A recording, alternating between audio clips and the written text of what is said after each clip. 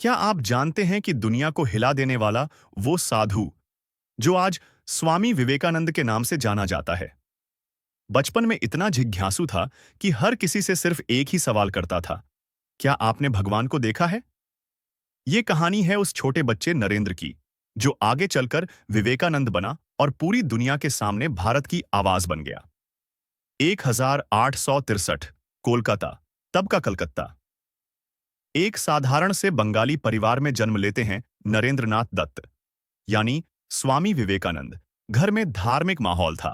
पिता विश्वनाथ दत्त आधुनिक विचारों वाले थे, जबकि मां भुवनेश्वरी देवी भगवान में गहरी आस्था रखने वाली।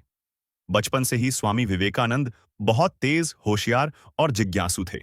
गाना, खेलकूद, पढ़ाई, हर चीज में आगे। लेकिन उनकी सबसे बड़ी पहचान थी उनकी जिज्ञासा। वे हर साधु संत से पूछते, क्या आपने भगवान को देखा है? जवाब सुनकर संत अटक जाते। कोई टाल देता, कोई कहता, भगवान को देखना आसान नहीं। पर स्वामी विवेकानंद को संतोष नहीं मिलता। उनका मन बेचैन रहता। उन्हें लगता, अगर भगवान है तो उन्हें कोई देख क्यों नहीं सकता। एक दिन की बात है, स्वामी विवेकानंद अपने दोस्तों के साथ बैठे थे। अचानक उन्होंने गहरी आवाज में कहा, अगर सच में भगवान है तो मैं उन्हें अपनी आंखों से देखना चाहता हूं, वरना ये सारी पूजा पाठ, ये मंदिर मूर्ति, इनका क्या मतलब है? उनके दोस्त चुप हो गए। किसी ने भी कभी ऐसा सवाल नहीं पूछा था। लेकिन स्वामी विवेकानंद की आंखों में एक अजीब सी चमक थी, जिज्ञासा और बेचैनी की चमक।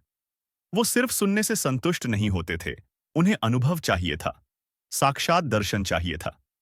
लोग कहते थे, भगवान है, विश्वास करो। लेकिन स्वामी विवेकानंद कहते, विश्वास नहीं, मुझे प्रमाण चाहिए। उनकी यह आग, यह प्यास इतनी गहरी थी कि आगे चलकर वही पूरी दुनिया को हिला देने वाली थी। क्योंकि यही सवाल एक दिन उन्हें उस गुरु तक ले जाएगा जो कह सकेगा, हां, मैंने भगवान को देखा है। यहीं से शुरू होती है स्वामी विवेकानंद की असली खोज।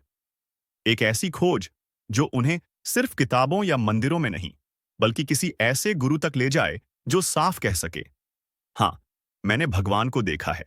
स्वामी विवेकानंद का दिल हर पल यही सवाल करता, अगर भगवान है तो वो कहां है?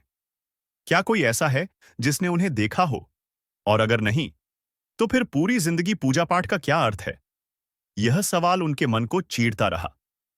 दिन हो या रात, मित्रों की महफिल हो या घर का सन्नाटा, स्वामी विवेकानंद की आंखों में वही बेचैनी, वही तलाश चमकती रहती।